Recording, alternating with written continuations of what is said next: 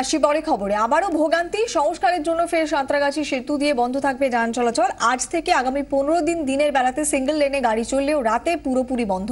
যানবাহন ঘুরিয়ে দেওয়া হবে হাওড়া আমতা রোড, হাওড়া আন্দুল রোড এবং বেনারস রোড দিয়ে। বুধবার রাত 11টা থেকে ফের শুরু হচ্ছে সাঁতরাগাছি সেতু সংস্কারের দ্বিতীয় পর্বের কাজ। উচ্চ মাধ্যমিক পরীক্ষা পর্ব মিটে যাওয়ার পর সেতু সংস্কার ফের শুরু হবে, এমন সিদ্ধান্ত আগেই নেওয়া হয়েছিল। বুধবার থেকে আগামী 15 দিন সকাল থেকে রাত 11টা পর্যন্ত সেতু দিয়ে সিঙ্গেল লেনে যান চলাচল করবে।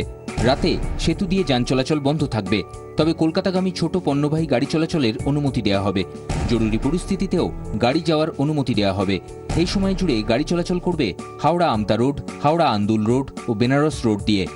জানুয়ারি মাসের 17 তারিখ প্রথম শুরু হয় সেতু সংস্কারের কাজ। প্রথম দফার সংস্কারের কাজ চলে 31শে জানুয়ারি পর্যন্ত। সেতু সংস্কার শেষ হলে কমবে দুর্ঘটনা ও যাত্রীদের ভোগান্তি, আশা প্রশাসনের। ব্যুরো রিপোর্ট, 24 ঘন্টা।